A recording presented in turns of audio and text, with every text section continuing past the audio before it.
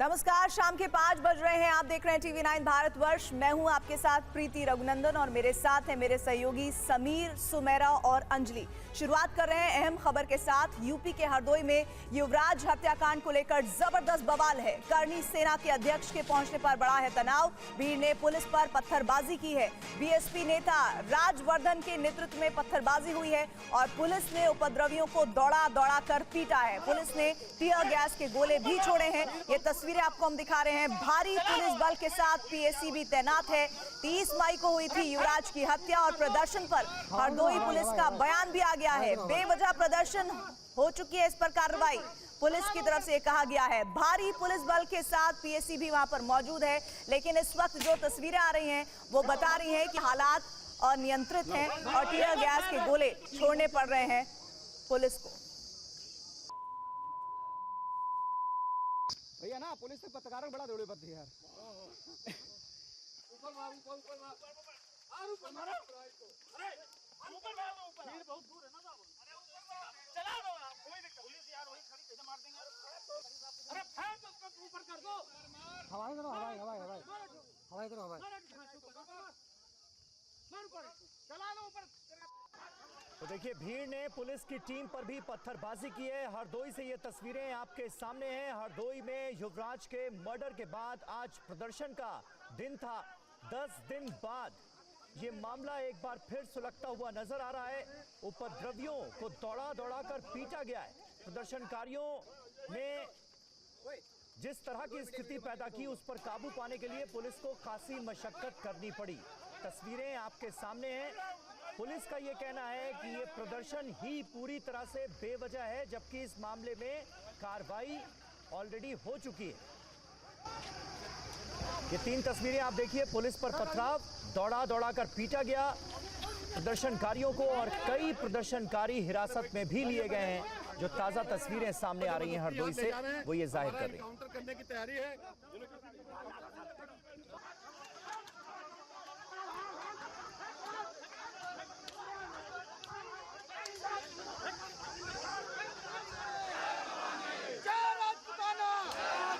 ये 4 तस्वीरें देखिए, आपको अंदाज़ा होगा कि किस तरह के हालात यहाँ बने हुए हैं। युवराज के मर्डर पर बवाल हो रहा है।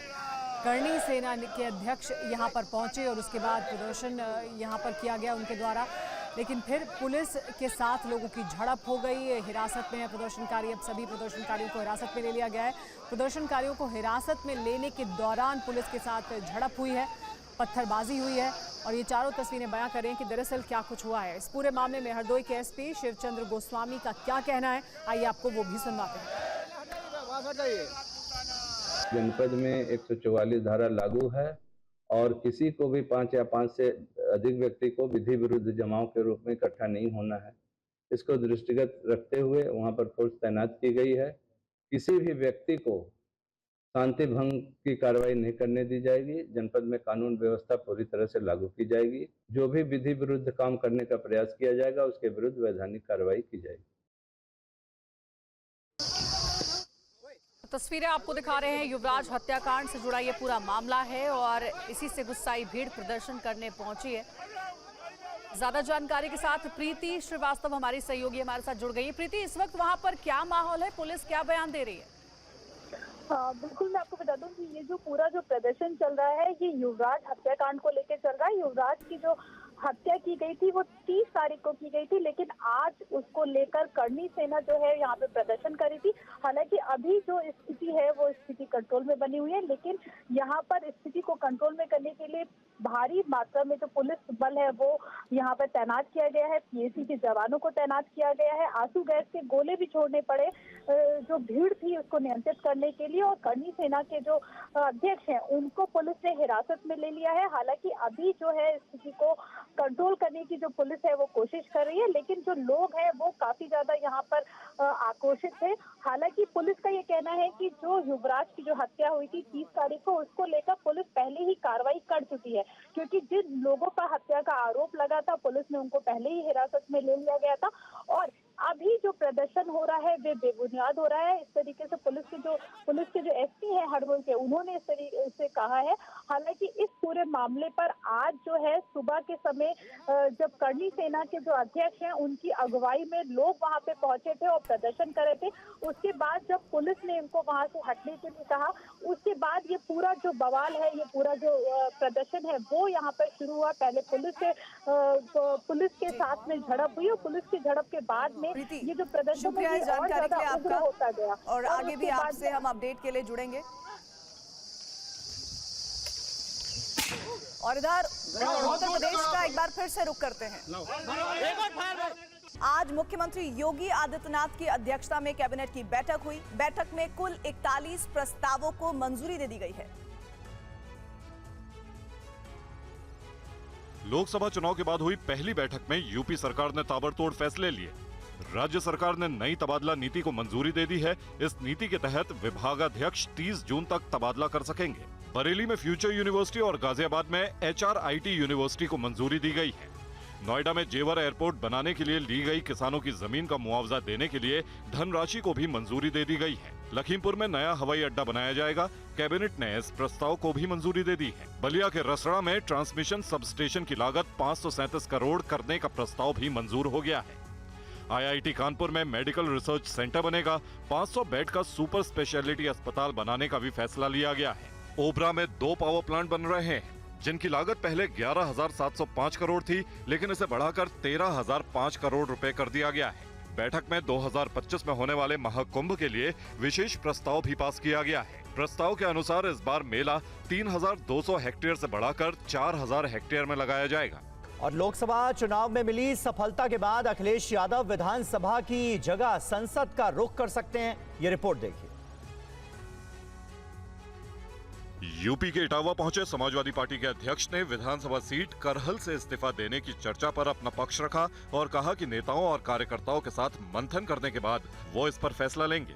मैंने अपने करहल और मैनपुरी के कार्यकर्ताओं से बातचीत भी की, मिलने का भी काम किया और उन लोगों से मैंने कहा भी कि अब जब 2 जगह से चुनाव में जीत गया हूँ तो 1 सीट छोड़नी पड़ेगी। तो बहुत जल्दी में विधानसभा में अपना जो हमें सीट छोड़नी है उसकी जानकारी दे देंगे। अखिलेश ने कहा कि विधानसभा में नेता प्रतिपक्ष के नाम पर भी जल्द मोहर लग जाएगी। इस मौके पर अखिलेश ने कार्यकर्ताओं को यूपी विधानसभा चुनाव की तैयारियों में जुटने की भी अपील की। अखिलेश यादव पिछले विधानसभा चुनाव में मैनपुरी की करहल सीट से जीत हासिल कर विधायक बने थे। इस लोकसभा चुनाव में वो कन्नौज से चुने गए हैं। ऐसे में उन्हें 1 सीट छोड़नी होगी। माना जा रहा है कि अखिलेश यादव लोकसभा चुनाव में मिली सफलता को देखते हुए लोकसभा की सीट अपने पास रखेंगे और विधानसभा से इस्तीफा देंगे। मोदी सरकार के बड़े मंत्रियों ने आज कार्यभार संभाल लिया है। अमित शाह, JP नड्डा सहित और कितने मंत्रियों ने आज मंत्रालय की जिम्मेदारी संभाली, देखिए ये रिपोर्ट। मोदी सरकार के मंत्रियों के विभागों का बंटवारा होने के बाद अमित शाह ने नॉर्थ ब्लॉक पहुंचकर गृह मंत्री का कार्यभार संभाल लिया है। मोदी सरकार के दूसरे कार्यकाल में भी गृह मंत्रालय का जिम्मा उनके पास था। गृह मंत्रालय से निकलकर अमित शाह सहकारिता मंत्रालय पहुंचे और सहकारिता मंत्री का कार्यभार भी संभाल लिया। शिवराज सिंह चौहान ने देश के अगले कृषि मंत्री का कार्यभार संभाल लिया है। कृषि भवन पहुंचकर सबसे पहले उन्होंने अपने कार्यालय में पूजा अर्चना की और फिर पदभार संभाला। पदभार संभालते ही उन्होंने कहा कि मोदी सरकार किसानों के कल्याण के लिए कोई कमी नहीं छोड़ेगी। मनसुख मांडविया ने भी केंद्र सरकार के नए मंत्री के तौर पर कार्यभार संभाल लिया है। उन्हें खेल एवं युवा मंत्रालय का जिम्मा सौंपा गया है। पिछली सरकार में उनके पास स्वास्थ्य मंत्रालय का जिम्मा था। जीतन राम मांझी ने भी सुबह MSME मंत्रालय पहुंचकर कार्यभार संभाल लिया। उन्होंने कहा कि उनकी सरकार की प्राथमिकता चुनाव में किए गए वादों को पूरा करने की होगी। और वहीं पदभार संभालने के बाद विदेश मंत्री S जयशंकर और रेल मंत्री अश्विनी वैष्णव ने सरकार के एजेंडे पर क्या कहा है, रिपोर्ट आपको दिखाते हैं।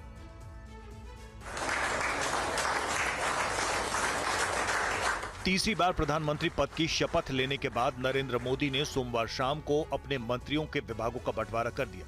विभागों के बंटवारे के बाद मोदी सरकार के मंत्री एक्शन में आ गए और सुबह ही मंत्रालय पहुंचकर अपना कार्यभार संभाल लिया। S जयशंकर ने एक बार फिर से विदेश मंत्री की कमान संभाल ली। पदभार संभालते उन्होंने पाकिस्तान को लेकर बड़ा बयान दिया है। उन्होंने कहा कि सीमा पार से आतंक अच्छे पड़ोसी की नीति नहीं हो सकती।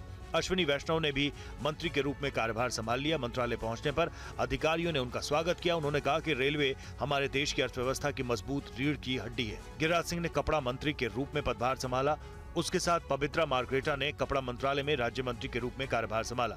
केंद्रीय मंत्री भूपेंद्र यादव ने पर्यावरण, वन और जलवायु परिवर्तन मंत्री का कार्यभार संभाल लिया है। उन्होंने कहा कि देश में जो ग्रीन इकोनॉमी है उसे आगे बढ़ाने का काम और तेजी से होगा। तो महिला मंत्री अन्नपूर्णा देवी और अनुप्रिया पटेल ने पदभार संभालने के बाद क्या कहा, सुनिए।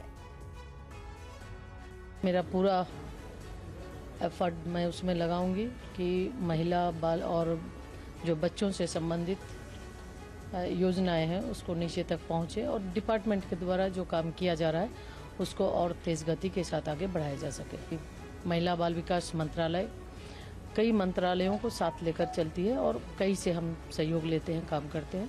तो विभिन्न मंत्रालयों के साथ एक समन्वय बनाकर जो कार्य किए जा रहे हैं, जो लक्ष्य आदरणीय प्रधानमंत्री जी ने निर्धारित किए हैं, उस लक्ष्य को आगे तक पहुंचाने का पूरा प्रयास करेंगे। हमारा बड़ा लक्ष्य माननीय प्रधानमंत्री जी ने दिया है वो 2047 के विकसित भारत का है और 100 डेज का एजेंडा उसी के साथ अलाइन करके हमने बनाया हुआ है। अब आज मैं यहाँ पहुँची हूँ, मैं अपने वरिष्ठ अधिकारियों के साथ चर्चा करके और इसको समझेंगे और इस पर हम तेज़ गति से काम करेंगे और देश के लिए जी जान से हमें लगना है। विकसित भारत का लक्ष्य प्राप्त करना है माननीय प्रधानमंत्री जी के मार्गदर्शन में और हमारे नड्डा जी के लीडरशिप में। और प्रधानमंत्री मोदी की नई कैबिनेट में किरेन रिजिजू को संसदीय कार्य मंत्री का जिम्मा सौंपा गया है। नई जिम्मेदारी कितनी चुनौतीपूर्ण होगी, ये जानने के लिए TV9 ने किरेन से बात की, सुनिए। केंद्रीय मंत्री किरेन रिजिजू हमारे साथ हैं। सर, आपने संसदीय कार्य मंत्रालय का भार संभाला है, कितनी बड़ी चुनौती है तब जब विपक्ष इस बार नंबर्स में बहुत मजबूत होकर आया है? देखिए, हर पद चुनौती भी है, अवसर भी है। मैं इसको अवसर मानता हूं क्योंकि प्रधानमंत्री जी ने इतना बड़ा जिम्मेदारी मुझे दिया है और इस लोकतंत्र का मंदिर संसद होता है और संसद में कैसे चले, सब मिल कर के एकजुट होकर के लोकतंत्र को और मजबूत कैसे करें, ये हम सब का जिम्मेदारी है। मैं उम्मीद करता हूं कि हमारा 18वीं लोकसभा और राज्यसभा का साथ मिल करके अच्छा चलेगा और सब एक साथ मिल करके काम करने का कोशिश करेंगे। प्रधानमंत्री जी का जो मंत्र है सबका साथ सबका विकास, यही हमारे काम करने का मंत्र रहेगा। लेकिन विपक्ष तो अभी से कहना शुरू कर दिया कि जैसे 10 साल तक संसद चली है वैसे ही चलेगी, बुलडोज किया जाएगा बिल्स को। अभी ये विषय में हम नहीं जाएंगे क्योंकि सब मिलके काम करना है, तो विपक्ष हो या पक्ष, सबको एक साथ काम करना है। मोदी सरकार के कुछ और मंत्रियों के बारे में आइए आपको बताते हैं जिन्होंने विभागों के बंटवारे के बाद अपना कार्यभार संभाल लिया है। जेपी नड्डा ने स्वास्थ्य मंत्री के तौर पर अपना कार्यभार संभाल लिया। स्वास्थ्य मंत्रालय पहुंचने से पहले बीजेपी मुख्यालय पहुंचकर पार्टी पदाधिकारियों से मुलाकात की। चिराग पासवान अपनी मां के साथ फूड प्रोसेसिंग मिनिस्ट्री का चार्ज लेने पहुंचे। उन्होंने पीएम मोदी का धन्यवाद किया। केंद्रीय मंत्री मनोहर लाल खट्टर ने बिजली मंत्री का पदभार संभाल लिया है। खट्टर से पहले ये विभाग आर.के. सिंह के पास था। जयंत चौधरी को कौशल विकास मंत्रालय का मंत्री बनाया गया है। उन्होंने भी मंत्रालय पहुंचकर अपना विभाग संभाल लिया है। किरेन रिजिजू को संसदीय कार्य मंत्री बनाया गया है। उन्होंने भी आज अपना कार्यभार संभाल लिया। केंद्रीय मंत्री सुरेश गोपी ने पेट्रोलियम प्राकृतिक गैस मंत्रालय के राज्य मंत्री का पदभार संभाल लिया है। इस दौरान हरदीप सिंह पुरी भी उपस्थित रहे। अर्जुन राम मेघवाल ने कानून और न्याय मंत्री का कार्यभार संभाल लिया है। पिछली सरकार में भी उनके पास इसी मंत्रालय की जिम्मेदारी थी। गजेंद्र सिंह शेखावत ने पर्यटन, कला और संस्कृति मंत्री के तौर पर अपना कार्यभार संभाल लिया है। चिराग पासवान और जयंत चौधरी ने भी अपना कार्यभार संभाला और इस दौरान उन्होंने अपनी प्राथमिकताएं गिनाई हैं। प्रधानमंत्री जी ने जो जिम्मेदारी दी है उसको पूरी ईमानदारी से, पूरी मेहनत से, पूरी निष्ठा से निभाने के संकल्प के साथ यहाँ आया हूँ। फूड प्रोसेसिंग की एक बड़ी जिम्मेदारी है और मैं मानता हूँ कि आने वाला समय फूड प्रोसेसिंग का ही है। ये एक ऐसा विभाग है, ये एक ऐसा क्षेत्र है जिसको अभी पूरी तरीके से बनिस्बत बाकी देशों के एक्सप्लोर नहीं किया गया है। 100 दिन के सरकार के कार्यक्रम के तहत सभी जो है मंत्रालय के अधिकारी हैं और वो आज जानकारी भी मुझे देंगे। मुझे बहुत खुशी है, मैं उत्साहित हूँ। बड़ी जिम्मेदारी बड़े विश्वास के साथ मुझे सौंपी गई है और देश को विकसित भारत का जो लक्ष्य दिया गया है प्रधानमंत्री जी के विजन के साथ, उसी काम को आगे बढ़ाने के लिए बहुत महत्वपूर्ण भूमिका इस मंत्रालय की रहेगी। रेल मंत्री की जिम्मेदारी संभाल रहे अश्विनी वैष्णव ने क्या कहा जब उन्होंने अपनी जिम्मेदारी संभाली? पर्यावरण एवं जलवायु परिवर्तन मंत्री भूपेंद्र यादव ने क्या वादा किया, ये भी सुनिए। प्रधानमंत्री श्री नरेंद्र मोदी जी को जो जनता ने आशीर्वाद दिया है, तीसरी बार सेवा करने का जो मौका दिया है, उसी सेवा की भावना से, उसी भावना से जिसमें एक साधारण से साधारण परिवार के जीवन में भी एक अच्छा स्थायी परिवर्तन आए, उसी भावना के साथ काम करेंगे। साथ ही साथ नौजवानों के लिए जो एक भविष्य की टेक्नोलॉजी की दुनिया बनानी है, एक ऐसी नींव बनानी है जिससे कि देश टेक्नोलॉजी में दुनिया के समकक्ष खड़ा हो, लीड ले। इस जिम्मेदारी को मैं निर्वहन करने के लिए पूरी तत्परता के साथ कार्य करूंगा। पूरी दुनिया में जो पर्यावरणीय संकट है, उसके बहुत बड़े एक्शन कार्यक्रम के रूप में माननीय प्रधानमंत्री जी द्वारा ग्लासगो की कॉप में mission life, environment friendly lifestyle, इसका प्रारंभ किया गया था। और कानून मंत्री अर्जुन राम मेघवाल ने कहा है कि 1 जुलाई से देश में 3 नए आपराधिक कानून को लागू करना उनकी प्राथमिकता होगी। संस्कृति एवं पर्यटन मंत्री गजेंद्र सिंह शेखावत ने भी अपना प्लान बताया है। आईपीसी, सीआरपीसी और एविडेंस एक्ट जो बदले हैं, जो भारतीय आवश्यकता के अनुरूप बदले हैं, 1 जुलाई से वो लागू होंगे। उनके बारे में जागरूकता फैलाना, नागरिकों को सचेत करना, जागरूक करना कि ये कानून 1 जुलाई से लागू होंगे, तो इसके जो स्टेक होल्डर हैं उनसे संबंधित वर्कशॉप करना, सिंपोजियम करना, सेमिनार करना, ये हमारी पहली प्राथमिकता है। जिस तरह से भारत की एक नई पहचान और छवि पूरी विश्व भर में बनी है, इस काम को आगे बढ़ाने का सौभाग्यपूर्ण अवसर मुझे मिला है।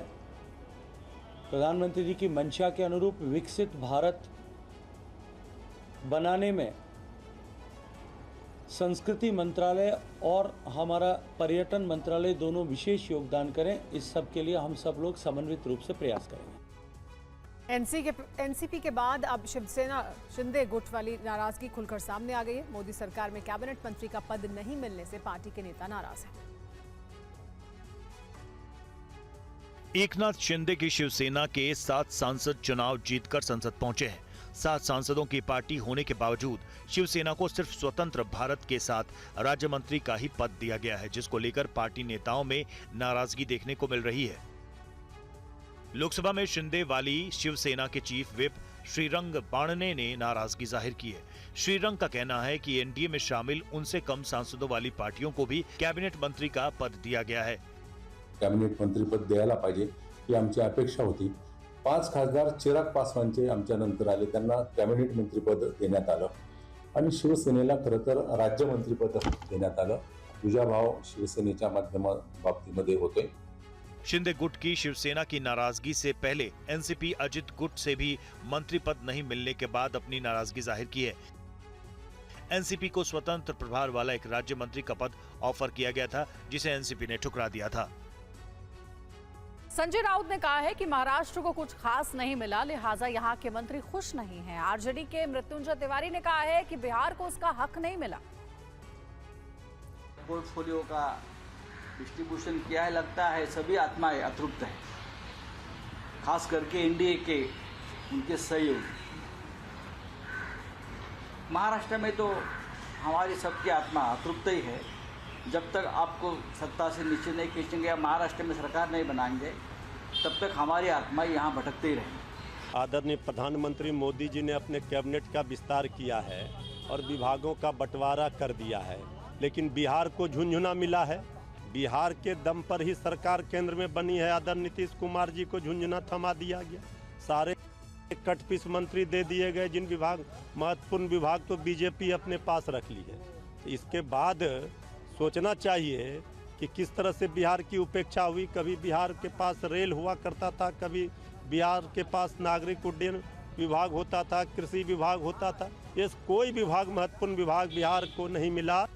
पूर्णिया से निर्दलीय सांसद पप्पू यादव के खिलाफ एफआईआर दर्ज की गई है। ये एफआईआर एक व्यापारी से रंगदारी मांगने के आरोप में हुई है। पीड़ित व्यापारी ने पुलिस को दी गई अपनी शिकायत में आरोप लगाया है कि 2021 से उसे परेशान किया जा रहा है। साथ ही उन्होंने पप्पू यादव और उनके करीबियों पर जान से मारने की धमकी देने का भी आरोप लगाया है। 2021 से परेशान कर रहे हैं। 2 अप्रैल 2021 उस टाइम में हमसे 10 लाख की डिमांड किया था। 2023 के दुर्गा पूजा जो बीता है उसमें 15 लाख का 2 सोफा का डिमांड किया था, जो कि हमने उनको नहीं दिया। किसने? पप्पू यादव ने। जिस दिन इलेक्शन का रिजल्ट आया 4 तारीख को रात में 10:31 पर कॉल किया और बोला कि अब तुम जो बोले थे नहीं दिए हो तो अब 1 का व्यवस्था करो, 1 करोड़ का, नहीं तो पूर्णिया 5 साल छोड़ दो, नहीं तो गेट से बाहर मत निकलो। पीड़ित की शिकायत पर पुलिस ने एफआईआर दर्ज कर जांच शुरू कर दी है। अभी पुलिस एफआईआर दर्ज कर उसमें अनुसंधान कर रही है और अनुसंधान के उपरांत जो भी फैक्ट सामने आएगा उसके आधार पे हम लोग आगे की कार्रवाई करेंगे। पप्पू यादव ने इसे साजिश बताया है। उन्होंने सोशल मीडिया पर पोस्ट लिखकर कहा है कि वो इस साजिश को बेनकाब करेंगे। और नीट परीक्षा के मामले में सुप्रीम कोर्ट ने काउंसलिंग पर रोक लगाने से इनकार कर दिया है। मेडिकल की तैयारी कर रहे छात्रों से TV9 ने बात की है। उनका क्या कहना है, इस रिपोर्ट में देखिए। मतलब मेरा तो यही है कि अभी सबसे पहले तो काउंसलिंग स्टार्ट करने से पहले इन्हें रिजल्ट को वापस से देखना चाहिए। ग्रेस मार्क्स और जितना भी मतलब पेपर लीक और जो भी सब हुआ है सबको पहले सम अप करके इनको उसके बाद में काउंसलिंग शुरू करनी चाहिए, ताकि मतलब डिज़र्विंग कॉलेज एक डिज़र्विंग कैंडिडेट को ही मिले। काउंसलिंग नहीं करवानी चाहिए अभी तो एटलीस्ट, क्योंकि एनटीए ने जो बोला है कि वो कमेटी बैठा रहे हैं, तो एटलीस्ट कमेटी डिसीजन ले कि सब चीज़ें फेयरली हुई थी कि नहीं हुई थी। हम लोग को एक ट्रांसपेरेंसी वाली चीज़ दिखा दे कि हाँ हमने हर डिसीजन सही तरीके से लिया है, उसके बाद इन्हें काउंसलिंग शुरू करनी चाहिए। अभी काउंसलिंग के ऊपर रोक लगाना बहुत ज़रूरी है, वरना हमारे साथ अनजस्टिस ही हो। ग्रेस मार्क्स दिए वो किस बेसिस पे दिए हैं, जो कमेटी बनाई है एनटीए वालों ने वो हमें बताया था कि किस बेसिस पे मार्क्स दिए हैं, और जब उनका रिजल्ट आ जाए जब काउंसलिंग स्टार्ट होनी चाहिए। अच्छा, हमें अभी काउंसलिंग रुकवानी है, उसके बाद जब एनटीए की जो अपनी कमेटी बैठेगी उसके बाद जब उनका अपना वो पूरी तरह से चेकिंग करके जब बताएंगे उसके बाद देखा जाएगा मैम काउंसलिंग होनी चाहिए कि नहीं होनी चाहिए, री एग्ज़ाम होगा कि री एवल्यूशन होगा। सुप्रीम कोर्ट ने आज नीट मामले की सुनवाई करते हुए एनटीए को नोटिस देने के साथ काउंसलिंग पर रोक लगाने से इनकार किया। इस मामले की अगली सुनवाई 8 जुलाई को होगी।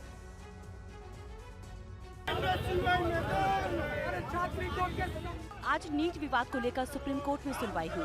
नीट मामले पर सुप्रीम कोर्ट ने एनटीए से जवाब मांगा है। नीट परीक्षा रद्द करो। सुप्रीम कोर्ट में दाखिल याचिकाओं के जरिए पेपर लीक के आरोप लगाते हुए नए सिरे से नीट की परीक्षा कराने की मांग की गई है। आज कोर्ट की सुनवाई के दौरान सुप्रीम कोर्ट ने कहा परीक्षा की पवित्रता प्रभावित हुई है, एनटीए को जवाब देना चाहिए। एनटीए को नोटिस देकर जवाब मांगा गया है। काउंसलिंग पर फिलहाल रोक लगाने से इनकार कर दिया गया है। अब इस मामले की अगली सुनवाई 8 जुलाई को होगी। सुप्रीम कोर्ट ने नई याचिका को पहले से लंबित याचिकाओं के साथ टैग कर दिया है। चीज़ में कोई राहत नहीं, उन्होंने बोला नहीं हम काउंसलिंग को होल्ड पे नहीं डालेंगे, पर एनटीए से जवाब मांगा है। उन्होंने जो ये बोला है सेंटिटी of the exam is compromise, ये दिखा रहा है कि हाँ कहीं ना कहीं एग्जाम की जो पूजनीय स्थिति थी उसमें कोई कॉम्प्रोमाइजेशन हुआ है, और एनटीए से एक ऑफिशियल जवाब मांगा है। पर ये मुद्दा सिर्फ पेपर लीक के बारे में था। हमारा जो मुद्दा है वो पूरा ग्रेस नंबर के अराउंड, ट्रांसपेरेंसी के अराउंड और पेपर लीक दोनों के अराउंड है। नीट परीक्षा में गड़बड़ी पर याचिका दाखिल करने वाले याचिकाकर्ता अलख पांडे के वकील से बात की TV9 संवाददाता पीयूष पांडे ने। अलख पांडे की याचिका पर कल सुनवाई होनी है। हमने याचिका में ये मांग किया है कि पारदर्शिता के लिए कदम उठाए जाएं, क्योंकि इस एग्जाम में पारदर्शिता पर सवाल चिन्ह है, और जो समिति एनटीए ने बनाई है वो समिति ठीक नहीं है। सुप्रीम कोर्ट के तत्वाधान में समिति आज सुप्रीम कोर्ट ने जिस याचिका पर सुनवाई की, शिवांगी मिश्रा की याचिका पर, उसमें सुप्रीम कोर्ट ने काउंसलिंग पर रोक नहीं लगाई है। तो कल जो आपकी याचिका पर अगर सुनवाई होगी तो क्या उसमें आप रोक लगाने की मांग करेंगे? रोक लगाने की हम मांग करेंगे। माननीय कोलकाता उच्च न्यायालय से भी लोगों ने मांग की थी रोक लगाने की, वहाँ भी मांग पर रोक नहीं लगी, लेकिन उन्होंने ये कहा कि सब्जेक्ट टू आउटकम है, काउंसलिंग जो भी होगी वो फाइनल जो फैसला होगा उसके तहत ही रहेगी, उससे आगे नहीं जा सकेगी। तो कल आपकी याचिका पर सुनवाई हो सकती है? जी बिल्कुल हो सकती है। हमसे बात करने के लिए बहुत बहुत शुक्रिया। तो आपने सुना कि इस मामले पर सुप्रीम कोर्ट में आज शिवांगी मिश्रा की याचिका पर सुनवाई थी और कल अन्य याचिकाओं पर भी सुनवाई हो सकती है। देखना यह है कि सुप्रीम कोर्ट इस मामले में अब आगे काउंसलिंग पर रोक लगाता है या फिर नहीं, क्योंकि आज शिवांगी मिश्रा की याचिका पर सुप्रीम कोर्ट ने नोटिस तो जारी कर दिया लेकिन रोक लगाने से साफ इनकार कर दिया। इधर रियासी हमले के बाद घाटी की सियासी पार्टियां भी सख्ते में हैं। बीजेपी के एक नेता हमले के विरोध में भूख हड़ताल पर हैं। वहीं फारूक अब्दुल्ला ने अमरनाथ यात्रा की सुरक्षा पुख्ता करने की मांग की है। रईसी टेरर अटैक के बाद घाटी में उबाल है। बताया जा रहा है कि हमले की साजिश पीओके में रची गई थी, लिहाजा पाकिस्तान के खिलाफ गुस्सा है बीजेपी नेता खालिद जहांगीर ने इसके विरोध में भूख हड़ताल शुरू कर दी है। हम पार्लियामेंट इंडिया का वेट नहीं कर सकते कि कश्मीर में हालात ठीक हो। हम एलजी साहब का वेट नहीं कर सकते कि पहले वो हमारी जंग लड़े। हमारी जंग हम खुद लड़नी चाहिए, कश्मीरी खुद लड़ना चाहिए। और हमारी जंग है पाकिस्तान के खिलाफ, पाकिस्तान के नेफरस डिजाइनों के खिलाफ, ताकि हमारी फ्यूचर जनरेशन बचे। जम्मू कश्मीर के पूर्व मुख्यमंत्री फारूक अब्दुल्ला आतंकियों के कायराना हरकत से आहत हैं। फारूक ने कहा कि निहत्थे और बेगुनाह लोगों को निशाना बनाया गया। ऐसे में 29 जून से शुरू हो रही अमरनाथ यात्रा को लेकर सुरक्षा के इंतजाम और कड़े किए जाने की जरूरत है। अमरनाथ की यात्रा के लिए हम सबको तैयार रहना चाहिए। हम लोगों ने हर वक्त इसको वेलकम किया है। हर कोई चीज़ हमने कोशिश की है यात्रियों को तकलीफ न हो, और इंशाअल्लाह इस साल भी यात्रा बहुत अच्छी तरह से चलेगी। और आतंकी हमले से राजस्थान के लोग भी आहत हैं। जयपुर में आज मृतकों के परिजनों ने रोड जैम कर दी और उचित मुआवजे की मांग भी की।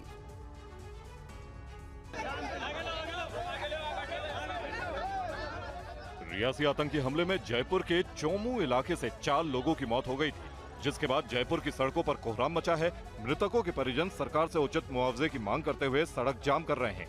हालात को देखते हुए बीजेपी विधायक बाल मुकुंद आचार्य भी मौके पर पहुंचे और आतंकी घटना पर दुख जताया। आतंकवादी का एक ही काम है भय फैलाना, माहौल खराब करना, नुकसान करना, और ये गतिविधियां बंद हो गई थी। एक आध अभी छुटपुट घटना ये वापस हुई है, ये चिंता का विषय है। इस पर भी लगाम लगेगी, मुझे पूर्णतः विश्वास है। धरने पर बैठे लोग इस बात से नाराज हैं कि पार्थिव शरीर हवाई जहाज से लाने के बजाय ट्रेन से लाया गया, जिसमें समय बर्बाद हुआ। परिजन मुआवजे को लेकर लिखित आश्वासन की मांग करते नजर आए।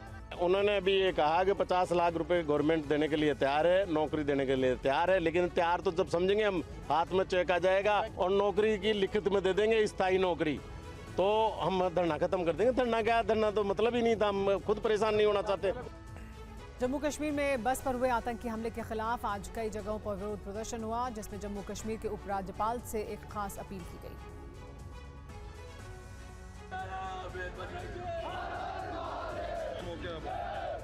रियासी में श्रद्धालुओं से भरी बस पर आतंकी हमलों को लेकर लोग भड़के हुए। तस्वीरें जम्मू कश्मीर के डोडा की है, जहां सनातन धर्म सभा ने श्रद्धालुओं पर हुए इस आतंकी हमले के खिलाफ प्रदर्शन किया। प्रदर्शनकारियों का आरोप था कि बिना स्थानीय लोगों की मदद के इस तरह की आतंकी वारदात को अंजाम देना मुश्किल है। ऐसे में घाटी में आतंकवाद को समर्थन देने वालों के खिलाफ तुरंत एक्शन लिया जाना चाहिए। ये जो निर्मम हत्या हुई है, आतंकवादी जो घटना है, ये काफी समय के बाद ये घटना हुई है, लेकिन हम चाहेंगे, एलजी प्रशासन से चाहेंगे कि इस घटना की गहन जांच हो। वहीं जम्मू के कठुआ में पाकिस्तान के खिलाफ पूर्व सैनिकों ने विरोध प्रदर्शन करते हुए इस आतंकी हमले के लिए खुलकर पाकिस्तान को जिम्मेदार ठहराया। आतंकी हमले के खिलाफ जयपुर में भी लोग गुस्से में हैं। आतंकी हमले में राजस्थान के भी 4 लोगों की मौत हुई है। हाथ में आतंकवाद खत्म करो के नारों के साथ लोगों ने विरोध मार्च निकाला।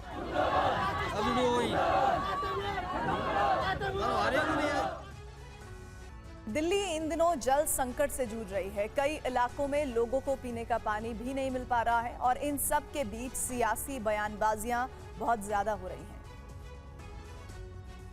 जब हम हरियाणा सरकार को चिट्ठी लिखते हैं, जब हम उनसे बात करते हैं, तो वो लगातार हमें कहते रहते हैं हम तो पानी छोड़ रहे हैं, हम तो पानी छोड़ रहे हैं, हम तो पानी छोड़ रहे हैं। ये रास्ते में पानी कहाँ गायब हो जाता है। लेकिन हरियाणा सरकार के झूठ का पर्दाफाश हो गया है। उनके अपने सुप्रीम कोर्ट में दायर एफिडेविट से पर्दाफाश हो गया है। ये दिल्ली में पानी का संकट दिल्ली सरकार के भ्रष्टाचार के कारण है। हरियाणा से जब पानी दिल्ली को अधिक मात्रा में मिल रहा है, मुनक नहर से ककोरी के बीच में वाटर टैंकर्स पानी को लिफ्ट करते हैं, चोरी करते हैं और वो दिल्ली सरकार के संरक्षण में जल बोर्ड के अधिकारियों की मिलीभगत से होता है और दिल्ली पानी पूरा पहुंच ही नहीं पाता। और वहां से जब पानी निकलता है उसके बाद जो दिल्ली में लीकेज है पाइपलाइंस की, एक जगह नहीं सैकड़ों जगह है, उस लीकेज को ठीक करने का काम दिल्ली सरकार का था जो नहीं किया गया है। और इस बार लोकसभा चुनाव में बीजेपी को सबसे ज्यादा नुकसान उत्तर प्रदेश में हुआ है। हार के बाद मुजफ्फरनगर लौटे संजीव बालियान का इस बीच एक बड़ा बयान आया। बालियान ने कहा हिंदू जातियों के वोटों के आपस में बंटवारे से यह हार हुई। पार्टी को संगीत सोम पर कार्रवाई करनी चाहिए। संगीत सोम का संजीव बालियान को जवाब भी सामने आया है। तो संगीत सोम और संजीव बालियान एक बार फिर आमने सामने नजर आ रहे हैं। मंत्री चुनाव के दौरान संगीत सोम के कई बयान आए, उस बयान का बड़ा नुकसान देखा जा रहा है, अगर माना जाए। हाँ, मैं उम्मीद करता हूँ कि कार्रवाई होनी चाहिए थी और आगे भी उम्मीद रखूंगा अपनी पार्टी से कि जो बिल्कुल खुले तौर पर जिन्होंने समाजवादी पार्टी का चुनाव लड़ा और यहाँ बड़ी पोजीशन लिए हुए हैं और सरकारी सुविधाएं भी ले रहे हैं, तो कृपया करके पार्टी, मेरा निवेदन रहेगा, पार्टी इस पर शायद ध्यान देगी और कार्रवाई नहीं। मैं भारतीय जनता पार्टी का बिल्कुल समर्पित कार्यकर्ता हूं। चुनाव हराने और जिताने का विषय किसी के दिमाग में आता हो तो वो गलत है। क्योंकि मैं भारतीय जनता पार्टी के लिए काम करता हूं, किसी कैंडिडेट के लिए काम नहीं करता, मैं कमल के फूल के लिए काम करता हूं। मेरी पार्टी ने मुझे जिम्मेदारी दी गई थी कि सरधना विधानसभा पार्टी की जीतनी चाहिए। इतनी विपरीत परिस्थितियों के बाद जब सरधना में कोई विकास ना हुआ हो, सरधना की जनता पे मुकदमे कराए गए, सरधना के लोगों को जेल भेजा गया हो, लेकिन उस विपरीत परिस्थिति के बाद भी भारतीय जनता पार्टी सरधना पे बराबर रही, हार करी गई। हारने का कारण माननीय मंत्री जी को खुद देखना चाहिए। और आइए अब आपको सीधे रायबरेली लिए चलते हैं, जहां पर जीत दर्ज करने के बाद राहुल गांधी, प्रियंका गांधी पहुंचे हैं। आभार सभा का आयोजन किया गया है रायबरेली में। कार्यकर्ताओं का, रायबरेली के लोगों का आभार व्यक्त करने के लिए पहुंचे हैं राहुल गांधी और उनके साथ प्रियंका गांधी भी हैं। प्रियंका जी को सुनने के लिए मैं तो आपके बीच में रहता हूँ हमेशा, आप मेरे को सुनते हो, मैं आपको सुनता रहता हूँ। तो मैं नए सांसद हैं और किशोरीलाल शर्मा जी जो अमेठी के नए सांसद हैं, सबसे पहले तो आप सबको बहुत बहुत दिल से बधाई। ये हुई ना बात, आपने कठिन से कठिन परिस्थितियों में लड़ाई लड़ी। पहली बार चुनाव संचालन में किशोरीलाल शर्मा जी नहीं थे, अपना चुनाव लड़ रहे थे अमेठी में, लेकिन इनका कमान निर्मल शुक्ला जी ने, विजय शंकर अग्निहोत्री जी ने, पंकज जी ने संभाला और हमें उनकी कमी महसूस नहीं पड़ी, क्योंकि आप सब ने पूरी मेहनत से दिन रात काम किया। आप सबको बहुत बहुत धन्यवाद। दोनों जिला के अध्यक्ष, अमेठी के जिला अध्यक्ष, रायबरेली के जिला अध्यक्ष पंकज जी, प्रदीप जी को बहुत बहुत धन्यवाद कि आपने भी पूरी जी जान लगाकर आपने काम किया।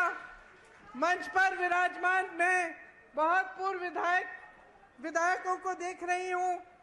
अशोक सिंह जी हैं, पंजाबी सिंह जी हैं, आप सब यहाँ पे बैठे हुए हैं। सबका नाम नहीं ले रही हूँ, लेकिन सबके लिए मैं बहुत बहुत शुक्रिया अदा करती हूँ आप सबकी तरफ से, मेरी तरफ से।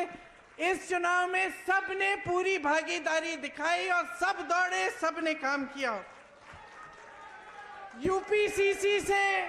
यूपीसीसी से हमारे साथी यहाँ आए, अजय राय जी, अविनाश पांडे जी मंच पे बैठे हैं, मोना जी बैठी हैं, लेकिन 70, 80 या शायद 100 ऐसे हमारे साथी जिन्होंने हमारे साथ 2022 में बहुत काम किया, वो भी यहाँ आए, आपके साथ न्याय पंचायतों में रहे, उन्होंने काम किया, उनको भी बहुत बहुत धन्यवाद। आखिर में लेकिन कम नहीं, मेरे समाजवादी पार्टी के सभी साथी जो मंच पर विराजमान हैं और सभी कार्यकर्तागण जिन्होंने एकजुटता दिखाकर आपके साथ कंधे से कंधा मिलाकर ये चुनाव लड़ा, तो हमने यहाँ एक सेना बनाई और इस सेना के तहत आपकी मजबूती से दोनों रायबरेली और अमेठी हम जीते। ये एक ऐतिहासिक जीत रही। यहाँ से मुझे गर्व होता है इस बात को कहने में कि यहाँ से, अवध से, पूरी यूपी में और पूरे देश भर में ये संदेश आप लोगों ने भेजा कि हमें एक समर्पित, एक सच्ची, एक साफ राजनीति चाहिए अपने देश में। पूरा देश आपकी तरफ देख रहा है। मैं अपने एआईसीसी के सचिवों को भूल गई, सबसे ज्यादा काम मैं इन्हीं से कराती हूँ। एआईसीसी के सचिवों को और संदीप को भी धन्यवाद, क्योंकि आप सब ने भी दिन रात मेहनत की। देखिए, मैं ज्यादा समय नहीं लेना चाहती, सिर्फ आपको एक बहुत बड़ा धन्यवाद देना चाहती हूँ, क्योंकि जब मैं यहाँ आई थी इस बार चुनाव लड़ने के लिए, मैंने कहा था कि लगभग 300 घंटे हैं, 2-2, 3-3 घंटे निकाल लीजिए सोने के लिए, बाकी सब काम करेंगे। और आपने ये करके दिखाया है। दिन रात हमने काम किया इस नतीजे के लिए। सबसे बड़ा धन्यवाद रायबरेली की जनता को, मेरे परिवार के सदस्यों को, जिन्होंने मेरे बड़े भाई को वोट देकर इतनी भारी बहुमत से जिताया। हम सब आपके आभारी हैं। और जितनी श्रद्धा, जितनी निष्ठा आपने हमें दिखाई है, उससे दुगनी श्रद्धा, उससे दुगनी निष्ठा के साथ हम सब आपके लिए काम करेंगे अगले 5 सालों के लिए और हमेशा के लिए। आप सबको बहुत बहुत धन्यवाद। जय हिंद। धन्यवाद लिंगा। प्रियंका जी,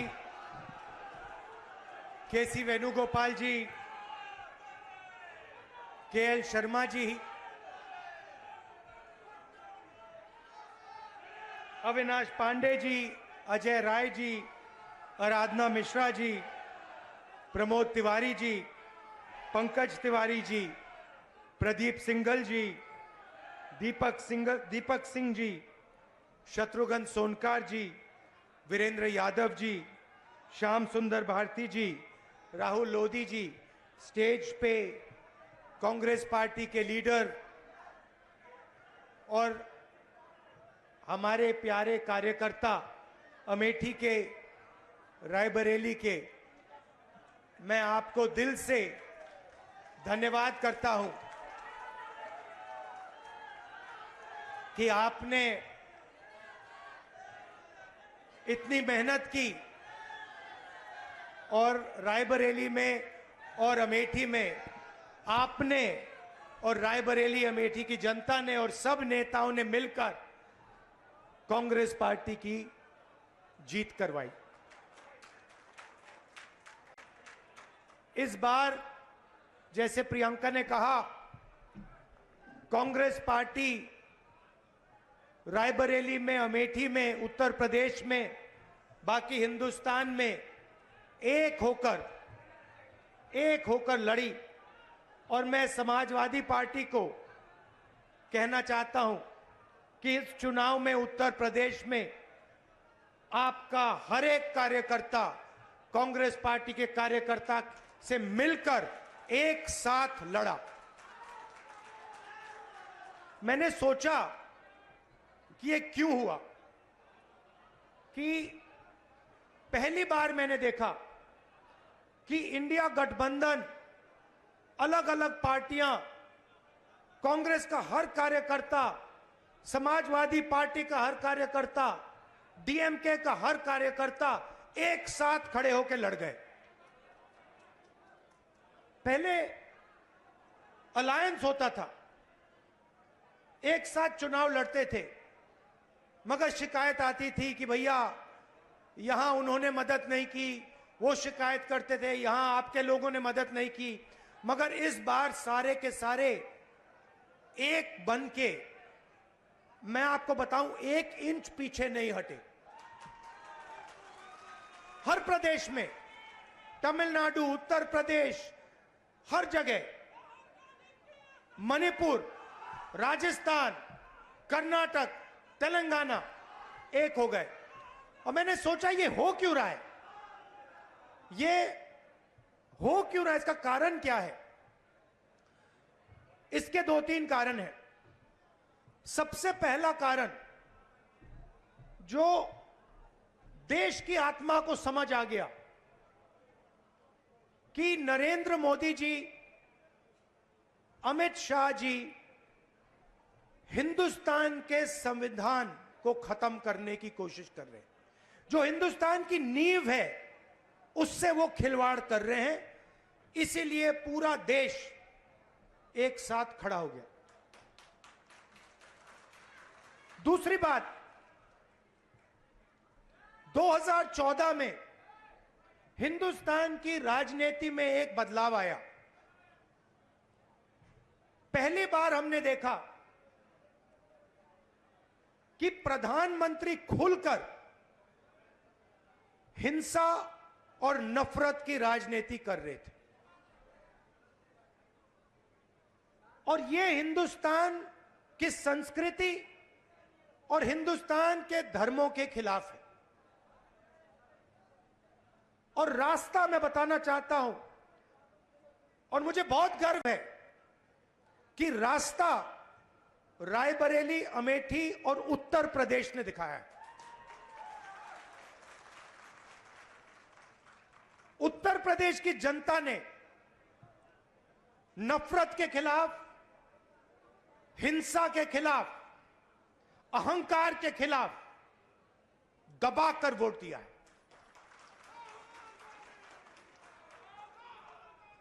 – 2014 में राजनीति एक और तरह बदली।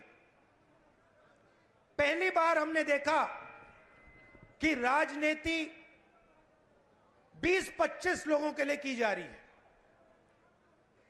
जनता के बीच में नफरत फैलाते हैं और फिर पूरा का पूरा फायदा 2-3 अरबपतियों को पकड़ा देते हैं। तो वोट किसान ने दिया, मजदूर ने दिया, बेरोजगार युवा ने दिया, माताओं बहनों ने दिया, सबने मिलकर इस राजनीति के खिलाफ वोट दिया है। अब हमारे ऊपर एक बहुत बड़ी जिम्मेदारी पड़ती है। सबसे पहले कांग्रेस पार्टी के नेता, कार्यकर्ता, एमएलए, एमपी जो भी हैं, अहंकार के शिकार नहीं होंगे।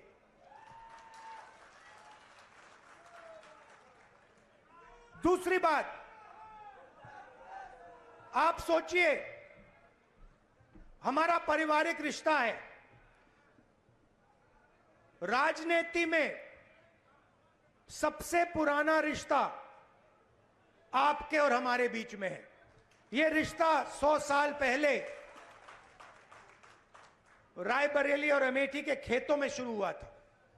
जब अंग्रेजों के खिलाफ यहां किसान आंदोलन हुआ, जवाहरलाल नेहरू जी आए, रायबरेली, अमेठी, उत्तर प्रदेश के किसान लड़े थे, और उस समय भी बदलाव रायबरेली के किसानों ने किया था। रायबरेली से राहुल गांधी को आप सुन रहे थे, जहां धन्यवाद सभा को संबोधित कर रहे थे। रुक रहे एक छोटे से ब्रेक के लिए, फौरन हाजिर होंगे।